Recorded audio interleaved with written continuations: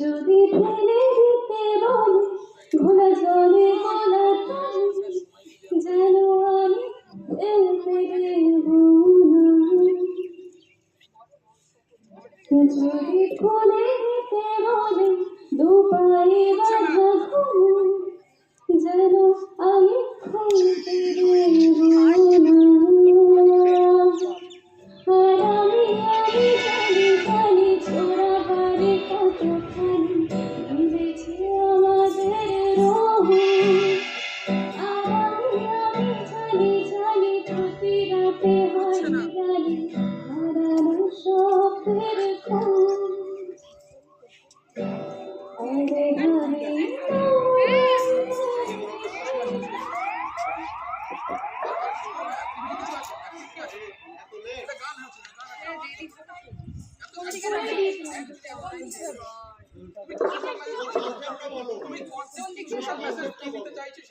এমন একজন মেয়ে যে নিজেকে ভালোবাসে, নিজের জন্য বাঁচে।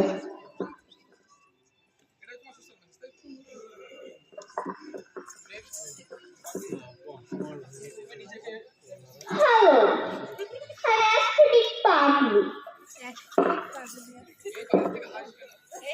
পাগলগুলোকে পাগল।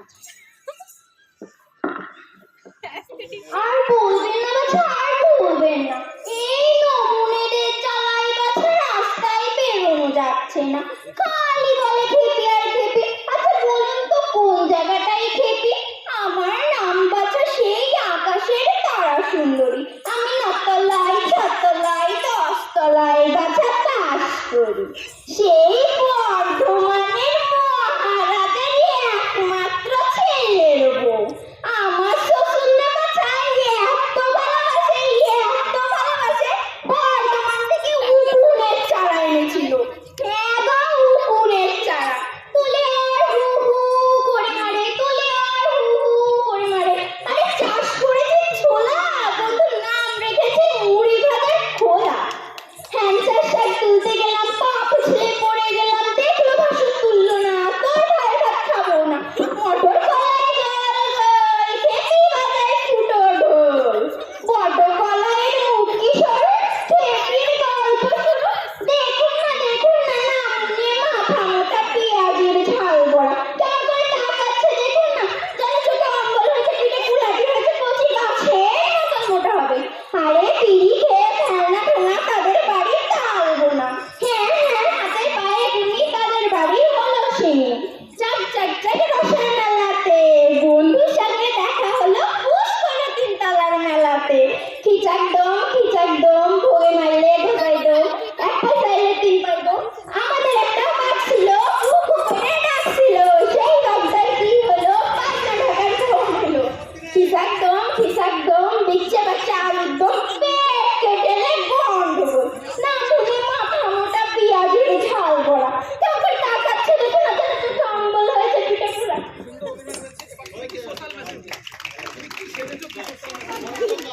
সোশ্যাল মেসেজ না দিলে এখানে ই হবে না। আমরা বলেছি সোশ্যাল মেসেজ কারণটা তুমি অ্যাক্টিং কি সেজেছো আমার উদ্দেশ্য মেসেজ দিচ্ছি সেটা বলো।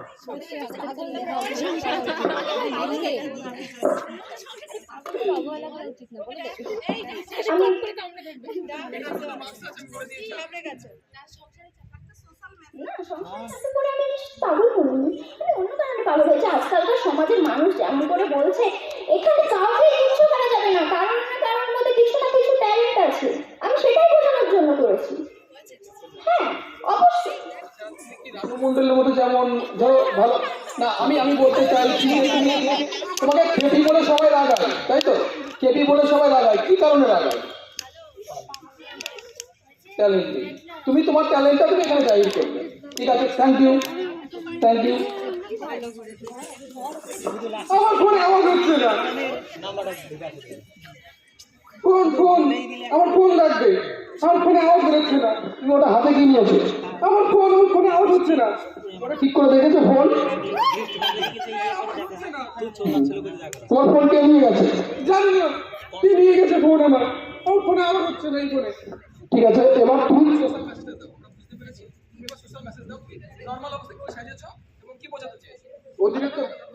অতিরিক্ত ফোন ঘাটার ফলে যে আমাদের জীবন আস্তে আস্তে ধ্বংসের দিকে যাচ্ছে, আমি সেটাই তুলে ধরার চেষ্টা করেছি। ছোট সেজের জন্য বড় বড় মানে ফোন ঘাটতে ঘাটতে তুমি অ্যাডিক্টেড হয়ে গেছো, সেটাই তুমি বোঝাতে চেয়েছো যে ফোন মানুষের পক্ষে অতিরিক্ত ব্যবহার বা অ্যাবিউজ করাটা সেটা ভালো নয়, এটা বোঝাতে চেয়েছো। নেক্সট।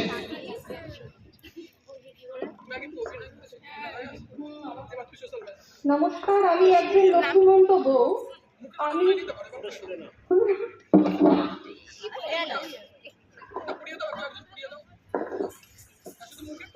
আমি একজন শিক্ষিত নারী, যিনি পিএইচডি হোক কিংবা একাধিক ডিগ্রি অর্জন করেছে, তবে সংসারের চাপে আমার পায়ে শিকল বাঁধা, যেখানে আমি না কোনো চাকরি করতে পারি বা যদিও বা করি, তবে সংসারের যদি সকল কাজ যা যা আমার এখানে লিস্ট করা আছে সেগুলো করতে হবে, সংসারে বাচ্চা সামলাতে হবে, তারপরেই গিয়ে আমি স্বাধীন। তাও স্বাধীন নয়, হয়তো কোথাও গিয়ে শর্ত সাপেক্ষ। এটাই আমি বোঝাতে চাইছি যে এখনকার দিনে কেবল বাল্যবিবাহ নয়, বরং মেয়েরা নিজেরা প্রতিষ্ঠিত হোক, তারপরে গিয়ে যদি মনে হয় সংসারে আবদ্ধ হওয়া উচিত তাহলেই হবে, না হলে সংসার আমার মতো শিকল বাঁধত।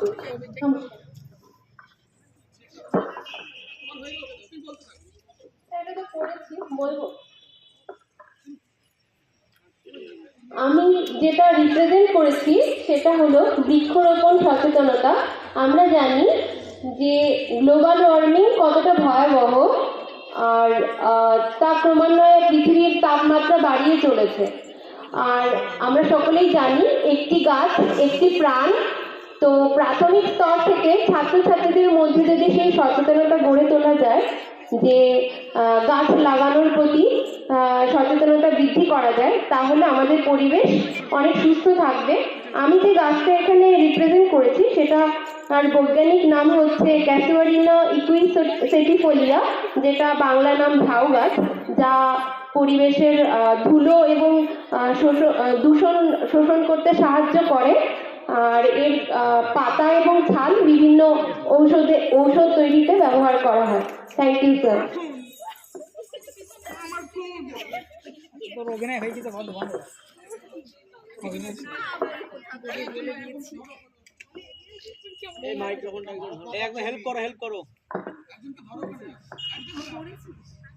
আমি ভারত মাতাকে এখানে প্রস্তুত করেছি। আমি ভারত মাতা, আমার এক হাতে রয়েছে পতাকা, যেটা স্বাধীনতার প্রতীক, আর এক হাতে রয়েছে আমারই কন্যা, আমারই ভূমিতে জন্মিয়েছে, কিন্তু সে আজ অবহেলিত, সে আজ নিপীড়িত, সে আজ অত্যাচারিত। আমার কন্যারা আজ আমার ভূমিতেই অসুরক্ষিত। আমার কন্যাদেরকে আমি কোনো স্বাধীনতা, কোনো সুরক্ষা আমি দিতে পারছি না। এই জন্য আমি খুবই দুঃখিত, আমি খুবই লজ্জিত আমার কন্যাদের কাছে। আমি আমার কন্যাদের স্বাধীনতা চাই, আমার কন্যাদের সুরক্ষা চাই, আমার কন্যারা যাতে স্বাধীনভাবে মুক্ত হস্তে মুক্ত পথে চলাফেরা করতে পারে, সারা দিন রাত তাদের মধ্যে কোনো ভেদ যেন না থাকে। তাদেরকে রাতে রাস্তায় বেরোতে বারণ করা বন্ধ করতে হবে। আমার কন্যারা স্বাধীনভাবে ঘুরে বেড়াবে, তাদের স্বপ্নগুলোকে নিয়ে বহু দূর এগিয়ে যাবে। আমার কন্যারা আমার ভূমিতে যাতে অসুরক্ষিত না থাকে, সেই কারণেই আজ আমি নারীদের মধ্যে এই সচেতনতা বোধ জাগ্রত করতে চাইছি। এছাড়াও বাড়িতে, সমাজে পুরুষদেরকেও এইভাবেই শিক্ষিত করতে হবে, বা তাদেরকে এইভাবেই সামাজিক, মানসিক সব দিক থেকে একটি জ্ঞান দিতে হবে। নারীদেরকে সম্মান করতে হবে।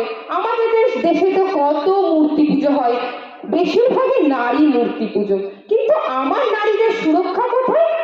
কোথাও নেই। আমার নারীরা পূজিত হচ্ছে মূর্তি রূপে, কিন্তু সজ্ঞানে কি তাদের পূজিত করা হচ্ছে?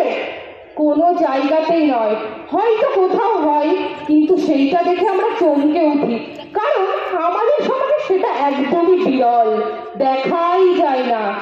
সেই জন্য আমি সবাইকে বলছি, নারী সুরক্ষা সম্পর্কে তোমরা সচেতন হও, তোমরা এগিয়ে এসো আর সবাইকে এগিয়ে আসতে সাহায্য করো।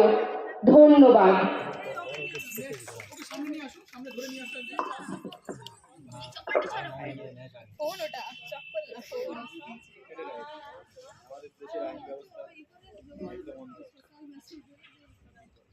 আমি সোশ্যাল মেসেজ দিচ্ছি যে আমি একজন লেডি জাস্টিস, যেখানে আমার ডান হাতে রয়েছে দাঁড়িপাল্লা, যেটা হচ্ছে সবাইকে সমান মাপে রায় দেবে, আর আমার বাঁ হাতে রয়েছে ভারতীয় সংবিধান।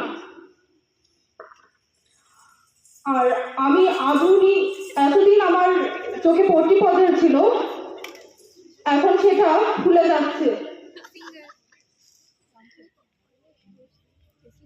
সেটা খুলে এখন আধুনিক ভারতের লেডি জাস্টিসের চোখ খুলে গেছে। সবাইকে সমান সমতা দেবে এবং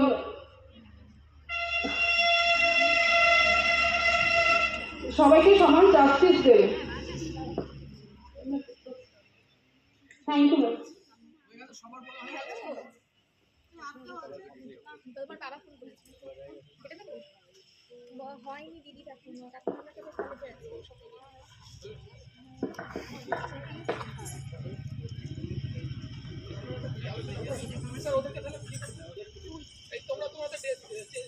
চেঞ্জ করে দিতে পারো, তোমাদের হয়ে গেছে।